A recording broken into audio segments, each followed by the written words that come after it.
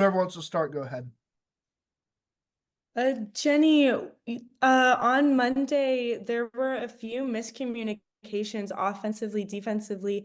How have you all been working to improve that for tomorrow's game and future games? Well, honestly, especially this time of year, there's going to be a lot of miscommunication. There's going to be a lot of learning as we go. Especially when the game lights are on and it's early in the season and we're playing, we're trying to play so many different combinations and different people. So I think we're just working through a lot of stuff. And we're trying to kind of simplify for everybody. And at the same time, we just want to get better. You mentioned the little bit like the jitters and stuff like that offensively. How do you balance like jitters versus shot selection versus the places you want to improve when it comes to just shooting from deep? Yeah. Well, I do think, I think we worked a lot because of our exhibition, because of our scrimmage. We worked so much on, okay, how do we get the ball on the inside during our practice time? That I don't think our guards were necessarily as aggressive as our guards could be. So it was almost a secondary thought instead of just in the flow, because I think we're trying so hard to get it into the paint because you feel like you have that advantage. So again, I think as time goes, we'll start to understand that and see that. But there is reality in that too, of understanding where the advantage of the game is. And so we're gonna have to play through that. A year ago, we didn't have necessarily a ton of paint presence, meaning we were in some 5-out type looks. And so having that 3 ball, not that we shot the ball all that well last year either, because I think we were still learning each other. But I think there is that balance of navigating an inside presence and as well as making sure that our guards are still seeing that free flow, especially in transition. That's something that we didn't do a great job of. How much different is some of the secondary reads that like the guards have to make when you dump it in and are able to kind of pass out the low post and some of the stuff that you've done the last couple of years with some of your more experienced pieces? Well, I think even how Reagan posts up is different than how Liz posts up. How Liz posts up, and she just was cleared about a month and a half ago with contact. So we're still kind of adjusting to that. And that was very similar to, how Maddie Williams would seek out contact, obviously Sahara Williams, the way that she seeks out contact, where Reagan's a little different. People are going to game plan a little different. They have to guard those guys on the perimeter, where Reagan's mostly going to be game planned against, whether it's 2 defenders, 1 defender, they're going to front a little bit more and how.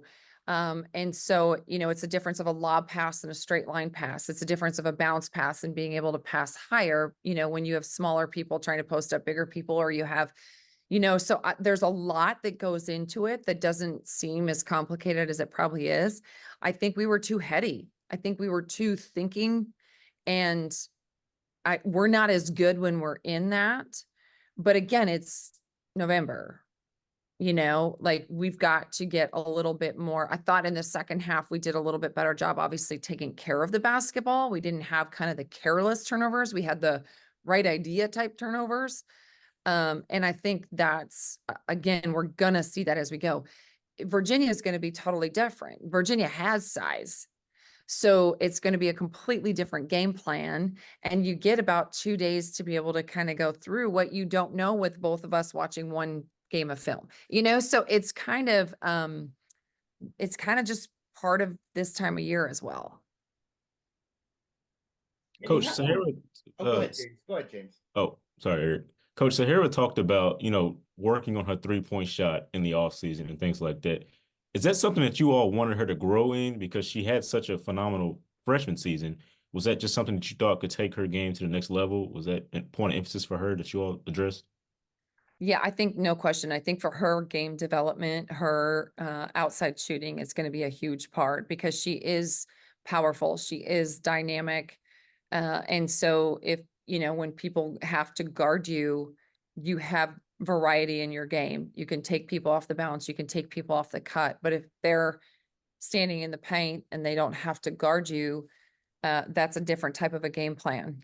And so that's a huge part for her. She's a capable 3-point shooter. And I know the ball didn't go in the hole the other night, for her, but I think her shot selection, I mean, she is playing so hard. She is going to, this year's going to be fun for her because her problem right now is she's playing too hard, but you don't ever want to pull that back. She wants it so bad. She's leading so well. She's playing so hard that you're going to get to see her continue to get better as time goes on. But her 3-point shot, I think, is a huge part for her game. And she's worked her tail off, and it'll show. Jenny, how long does it take a basketball team to get into game shape? And what I mean is, you have so much depth, you can roll players in, but I mean, stamina wise, just going. How long does it take a team to truly get into the shape that you want it to be in? Well, I mean, you always hope that you're maxing at the right time, right? Which is not till the end of February, March. And so, do I think that we need to be in shape before then? Absolutely.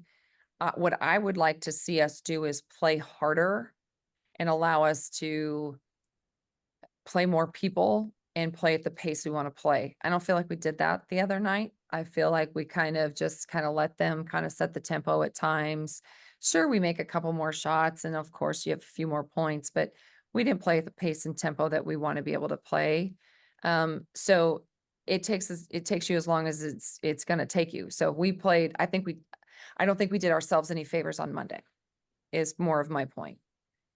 Would someone like Reagan that adjusts to the style of play that you play, a post player especially, how long does it take her to get that conditioning feel and to play the minutes that you want? How long do you think is someone like her, how long will it take her to adjust to the style of play that you want her to play? Maybe non-conference. I mean, I think she'll be, and she was out for a little bit too. But, so this summer you could start to really see it adjust. And even in some of the games, here's the thing about Reagan is, yes, Reagan has to get in shape, but you can see that she can. There's some players that are her size that you're like, okay, no matter how much you do, you're probably not going to get to play at the pace that we're at, right? Just because of how you're built, all the different things. She can, and she's crafty. I mean, she's sometimes out leading the break. She's sometimes, I mean, she can make long outlet passes. She'll get there. She's extended her range. I mean, she took a 3 the other night. Like and she's capable. That part I think it'll take her a little bit in the non-conference.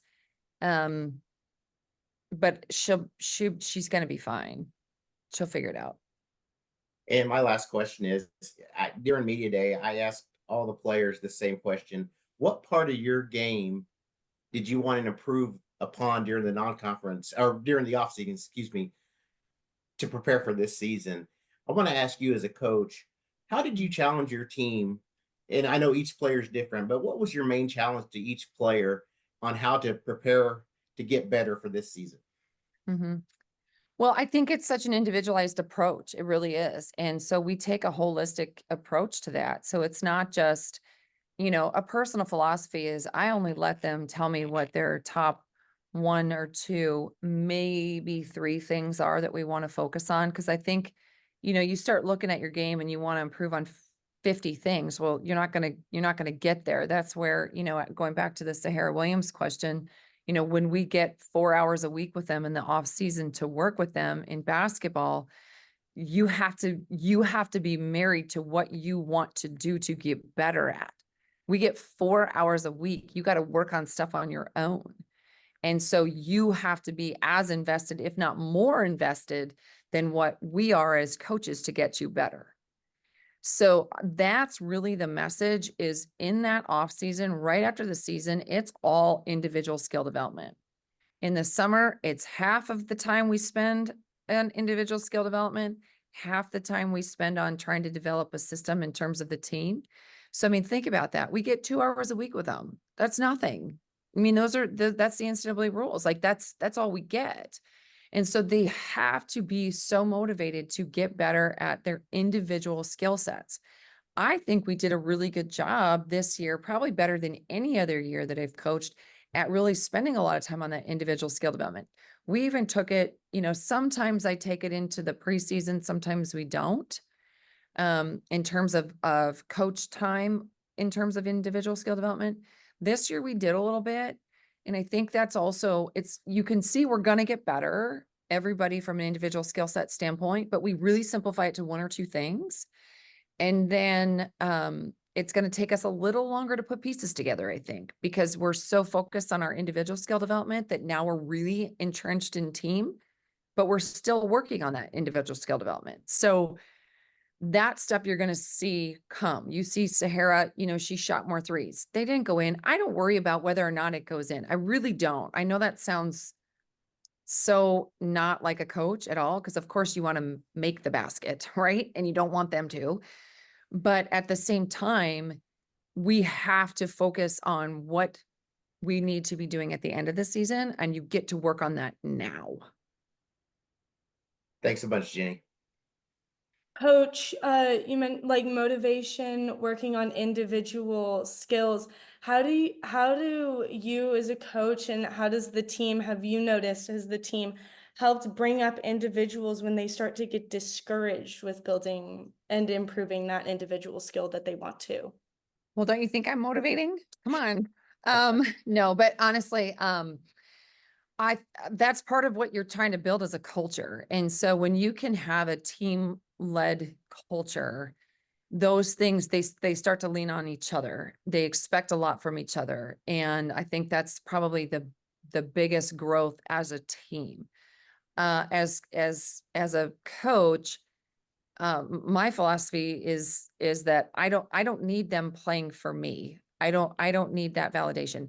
I need them playing for each other. And so at those moments when it's, we had a recruit one time ask one of our players, and we're all just sitting around, it was a really cool conversation. And she said something along the lines of like, being the hardest day. And how do you handle the hardest days, right? Those moments that you're discouraged and whatever. And, she said, what makes us unique and our team unique is like, you think, when you're being recruited and you're in high school and you're a freshman, you think the hardest days are going to be the days that you lost a game on a last second shot, or you got blown out, or you had to run the most in practice. And she's like, really, the hardest days are like the random Tuesday in December when it's like, you really just don't want to go to practice. And then you realize, wow, I have all these people around me. I got to show up for them. And then I go and I show up for them. And then the day is not that bad. And she's like, when you have that kind of culture, that's how you get through kind of those hardest days, because they're random days that are hard, right? Of course, there's big events that can make things hard, but that's not what's hard about college athletics. It's managing all the different things. Showing up to practice is the easiest part of your day, right? Working on your skill set's the easiest part of your day. It's all the stuff that you're trying to manage. And so, especially right now with where we are at in a program, there's two people maybe that showed up here being like, okay, this team is legit and we're going to be good. We got too good too fast. Everybody came because they're like, oh, I can go play. I can do all this stuff. And now all of a sudden you're ranked pretty high. You got a shot. We got potential. We have so much depth. Us learning to manage that is going to be the hardest thing this year, to be able to see your value, even if you play 8 minutes a game. Because you might be able to play more other places. So I think that's going to be our, and some games you're going to play more because of the matchup. Some games you're going to play more because you're covering for your teammate. Like, that is going to be the hardest thing. It's not working on your skill set. It's not going to practice. It's continuing to really understand your confidence in your value comes from internal and also your team. Play for your team. And I think that's where I think we have a leg ahead, because I think we have a really good team, but I also think there's human challenge in all of that we have to navigate. Thank you, Coach. Hey, two for tomorrow. First off, getting into a more maybe traditional time slot on Friday. How are you hoping for the atmosphere to come around there for that game? And then last year, Cora Johnson like kind of took off after you guys played him in the non-conference. Was a all freshman ACC. What kind of was the struggle with containing her last year, and have you seen her grow kind of in the little bit that you have this year? Yeah, I was gonna say, I think she took off in our game too. I think she was That too. good. No, honestly, and this is what I keep saying, and I need your help. I need all of you guys to help us fill the stands here because, from a national perspective, people are going to women's basketball right now. They're watching it. They're wanting it. We need more people in Oklahoma to come. We need to fill our stands on Friday. Like, we have to have that. This is our first SEC network game. So people are going to see not just Oklahoma basketball playing Virginia, they're going to see our fans and whether or not we support our sport. They're going to see that. They're going to see how many people are showing up. Because if you're talking SEC and we want to be in the SEC and we want to actually compete for championships in the SEC, those places are packed. Those environments are packed in women's basketball. They're packed. So that to me is also, we have to do whatever we can possibly do to continue to just grow our sport, but also we have a pretty good team. And yeah, we have problems, right? Sometimes we turn the ball over. We got to guard better. We got to be better on offense. We got to shoot the ball better. We have to do all these things, but we are going to give you everything that we have and we're going to play for you. And we need more people, especially on Friday, when that's the first look that the SEC is going to get.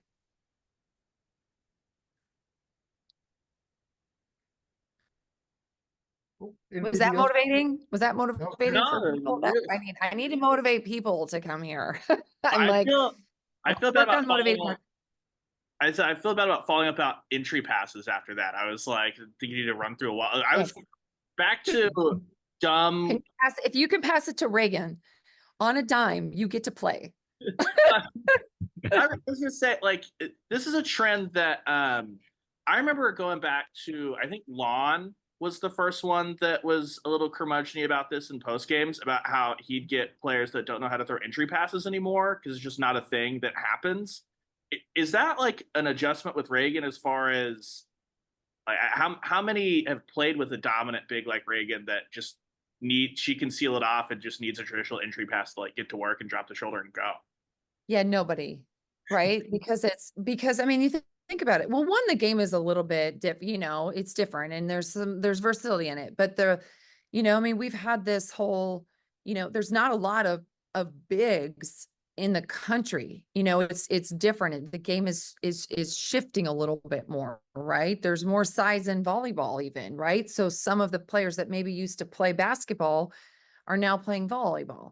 And so that's not good or bad. It's just a reality. And so there is some of that. Well, since I've been here, I mean, hell, when I got here, I was the tallest player, and I didn't need entry passes, so like that's a reality that we haven't necessarily. And that's what I mean. The direct line pass, like we can post up, we can score in the paint. We have done that. We have shown that we can do that regardless of having a traditional big. However, the lob pass is different, right? The way that you can run an offense is a little bit different. And so we have to be able to navigate that. There's going to be sometimes when Reagan's not in that it might look again like a 5-out, right? There might be those moments, but you still have multiple people. Our guards post up, our bigs post up, our bigs shoot threes, our guards shoot threes. So like there's going to be a little bit of that, but the art of passing is completely different. And we have to work on that. And it's really easy to do in a drill. It's harder to do when the game lights are on and you're in the free flow and now you're starting to see it. But I will say there were a couple possessions that we had some really nice looks. And so that's what you really want to hold on to more than all the other stuff. But we're going to get there. I mean, you all can see it. You can see we're going to continue to progress. Coach, have you always when you're throughout your coaching career, have you always kind of gone towards the 5-out offense, or is that something that happened later on in your career? What what do you think your bread and butter is in terms of running an offense and things like that? Well, I've been accused of turning everybody to a 4 because I think everybody should post up. I think everybody should be able to face. I think everybody should be able to pass. And so I think there's an element of that. I think everybody should have a scoring threat. I think everybody should have the green light. So I don't like a 5-out. I want somebody in there. I don't care who's in there. I like mismatches. I like hunger. I like sometimes when there's 2 in there, and pick one. And so I like them making reads. I like teaching spacing more than running sets, because I think that's really hard to guard. I like them understanding the game. I've studied, my husband is from Green Bay, and so I studied Aaron Rodgers a lot for a long time on how he passes. And so every passer's a quarterback, every cutter's a receiver, and so there's, certain, you got to complete your route. You got to be on the same page. You got to risk a little. You got to know each other. You got to read the back of each other's minds. You got to keep your eyes on the ball. Like there's all the different concepts that are so transferable. And so, to me, that's what I like. And and I like going to the individual skill set. I like that everybody's different.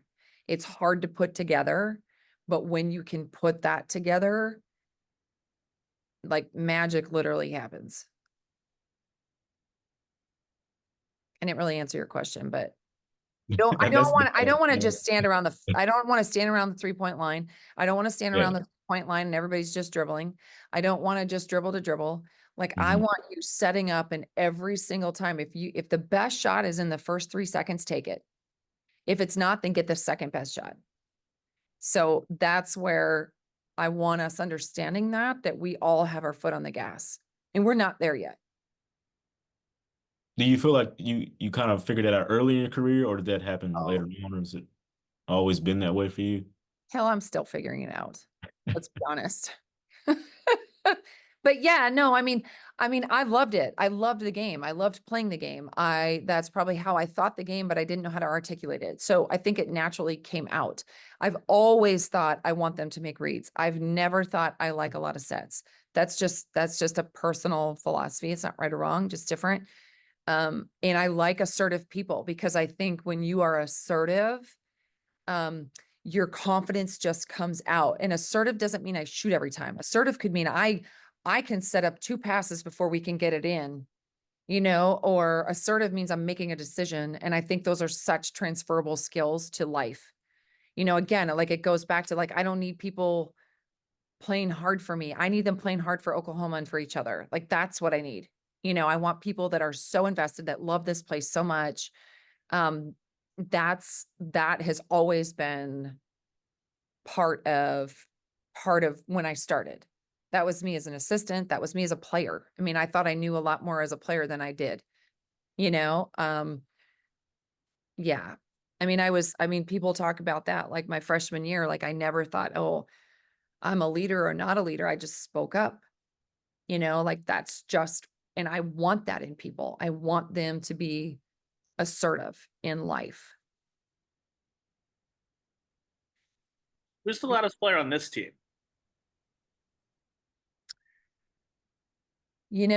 I think Sahara Williams. I think Peyton Verhulst. I think what's been really fun is to watch Skylar Van. I think early on she didn't, and now she says what she feels and what she thinks. And so that's been really fun to watch somebody grow into that space. I mean, it'd been really interesting is her freshman year, taking a camera, watching her come out of the tunnel and onto the court, just, for warmups, to now how she walks out of that tunnel into warmups. That kind, like, that's what you kind of hope for. I mean, I've watched Lexi Keys come in and try to fit in, and now she is shoving people to places. That's what you want, and then you watch her walk outside and she's confident. That's what you want. How have you seen these 5-year seniors and some of the veterans on the team really really step up in a leadership role for this season? I think one of my favorite things about this group is they're not afraid to be vulnerable. They're not afraid to have conflict. And I think those are two things that a lot of people their age struggle with. I think people don't want to have, like don't understand the true form of humility, right? Where it's like, it's okay to make a mistake and it's okay to fall down and not work, like just get up, I don't think we glorify that enough. And those fifth year seniors have that. And then I think they're not afraid to have conflict. And I think that's a really positive thing, and it comes from a loving and caring place, but they're able to say things to each other and to not always agree. I mean, that's pretty cool. I mean, especially, 2 days after an election where it's so divisive that it's like we can't even see straight. And so you have this group that, they can have their opinions, but they can respect where each other come from. I think that's special. Cool.